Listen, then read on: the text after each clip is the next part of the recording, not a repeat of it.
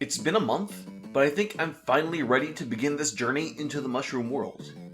So straighten up your cap, let your toes begin to tap, and join me on a trip back to July of 1981, when arcades, steaming in the summer heat, were gifted with a new arcade cabinet.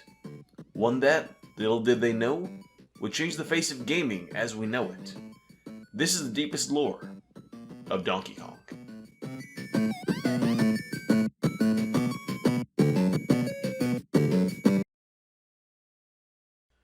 Or more accurately, this is the deepest lore of its expansion on the Game Boy, often referred to as Donkey Kong 94, or as the title screen shows, Game Boy Donkey Kong.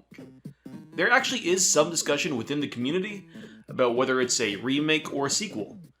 If you want to have this conversation, feel free to comment and ask for a video explaining my thought process, but for the sake of this video, we're going to consider it a remake, and therefore this title replaces the previous one insofar as the events are concerned.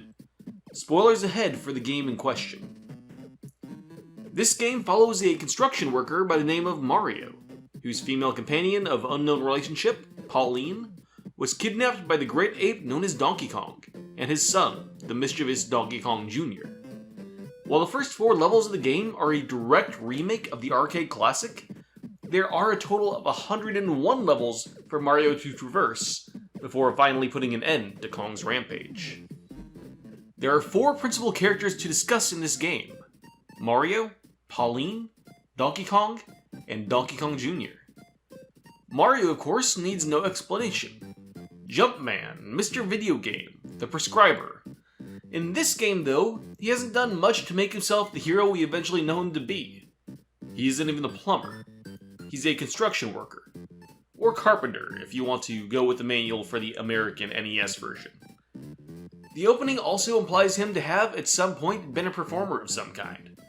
Possibly a circus acrobat, something that would be supported by later games. This also goes on to explain why he's so acrobatic. He actually uses a lot of moves that are heavily featured in other games, like the triple jump from Mario 64, and grabbing enemies like he did in Mario Bros. 2 USA. He also has a nifty handstand that I don't really think we've seen a lot of. However, when Pauline is kidnapped, he is the first to give chase to the Kong, and is willing to follow him not only through the construction site, but all the way to the ends of the earth, all the way across the globe, to rescue the damsel in distress. The next character to bring up is Pauline. We don't know much about her in this title. However, she does show up again in later games, most notably Mario vs. Donkey Kong and Super Mario Odyssey. All that we know for sure here is that Pauline means something to Mario, and that she has a hat, a bag, and a parasol, which is iconography that will stay with her through most of her later incarnations. It's also worth noting that this was the first game to refer to her as Pauline in the Japanese releases, rather than just Lady, as she was known before. Now we get to the really interesting character, Donkey Kong. Or as would be more accurate, Donkey Kong the First. It's a pretty well accepted fact among the community that this Donkey Kong is not the same one we play as in Donkey Kong 64 and Donkey Kong Country. Instead, he's the character we eventually came to know as Cranky Kong. This was an intentional choice by Rareware during their days on the Donkey Kong series, and is consistently supported with iconography, quotes, and events in later titles. Here, though, he's in his prime, sporting a snazzy tie, and being much larger than his grandson could ever hope to be. That's right, grandson. While it's been questionable for some time, more recent titles have been more consistent about the relationship between our modern Donkey Kong and old Cranky. They are grandfather and grandson. That means our final character, Donkey Kong Jr., was not the king of swing either, instead assumedly being the father of our Donkey Kong III. Here, he's shown to have a very similar design as has been shown in his own self-titled arcade game. And while not being the final boss himself, still pesters Mario by setting traps and changing the level layout. Due to how much he uses technology in this game, as well as his unerring support of good old dad, he could be seen in this title as a predecessor to the later introduced Bowser Jr., though in-universe there's no real connection between them. The 101 levels available in this game are split into 8 worlds, discounting the level from the arcade game. big city, the forest, the ship, the jungle, the desert, the airplane, the iceberg, Rocky Valley, and finally, the tower. It's assumed by most people that Big City would eventually become the city known today as New Donk City, since not only does the city show a lot of references to the original Donkey Kong and this game in its design and characters, it would also fit for Mario's origin being in a city similar to New York City, given that one of his possible backstories has him hailing from Brooklyn. Even more interesting, however, is that if you follow the events of the game, you can actually draw a solid line across the world map as shown in Super Mario Odyssey.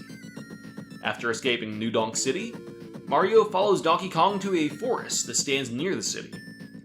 While nothing that matches this is shown in Odyssey, it's believable that a forest would exist on this landmass. After that, they jump onto a sailing ship, which takes them across some body of water to the jungle. This could very well be Odyssey's Wooded Kingdom, due to both being tree-filled worlds. This is arguably the weakest of the connections that can be drawn, especially because the Wooded Kingdom does look like it'd fit more of a forest world than a jungle, but given the context of the surrounding areas, I think it could be forgiven. Moving from the jungle, we enter the desert world, which clearly has many connections to the Sand Kingdom, including not only a desert aesthetic, but also pyramids and mummy enemies. Though once again there are inconsistencies, due to the Sand Kingdom seeming to be based on South and Central America, while the desert world is more directly similar to ancient Egypt. That said, due to jungles being so common in the areas of the world that the Sand Kingdom took place, having a jungle and a desert be next to each other could still represent Central America, though it is kind of a stretch still. From here, they jump onto a plane, which, while obviously not being any areas from Odyssey, does carry them all the way across the world to the iceberg. Now, I'm not going to try and say that the entire Snow Kingdom exists on this iceberg. The iceberg carries our characters all the way to a mysterious area known as Rocky Valley, a mountainous area with waterfalls and a very unsettling tower. The manual describes this area as Donkey Kong's home, possibly making it a portion of DK Island. The idea of this being Kong's home is strengthened by the tower at its heart, having a giant Donkey Kong head on the top. And this tower is the final world. Mario climbs the tower, fighting Kong and Sun all the way up, until the final Kongfrontation, where Mario defeats a Gigantamax Donkey Kong and is able to finally capture him. But here, the world looks slightly different. In the background you can see hills and giant blocks, and a familiar green pipe. That's right, Mario has finally reached the Mushroom Kingdom. While Mario is still without his regular backdrop for the majority of this game, it is worth noting that even in this title, mushrooms are still shown to have special abilities. We see two such shrooms throughout the game. The first is the Poison Mushroom, which is usually thrown around by Donkey Kong Jr. in order to make Mario smaller and unable to perform his regular abilities. The other is the Super Mushroom, which makes Mario grow in size and strength, allowing him to finally capture Donkey Kong with his bare hands. This game ends surprisingly peacefully, after using his newfound strength to catch Donkey Kong in a brief scuffle with Donkey Kong Jr. The four major characters are seen taking a picture together in the Rocky Valley, seemingly at peace with each other's presence, and willing to spend time together in the future as friends. Thank you for taking the time to watch this video. While it's a very different game from the original, working more as a puzzle platformer than a more traditional platforming title, it is very well done and a must-play for any fans of the series, the genre, or even the Game Boy itself. Tell me what you think of the game, my points, and my theories in the comments. And also do all the other things that YouTubers have been reminding you to do for years now. I imagine if you're watching this is not the first YouTube video I watched. Outside here, you can find me on my other channel, Cosmic Casters, or my Twitch channel, also called Cosmic Casters. You can join the Discord in the description below. You can follow me on Twitter, although I don't actually do much on Twitter, so there's no actual purpose to that, but hey, I have a Twitter. I'll see you next time as we continue to explore the rivalry between the Mario and Kong families, with the two successors of the original Donkey Kong, Donkey Kong Jr. and Donkey Kong 3. Let's-a go.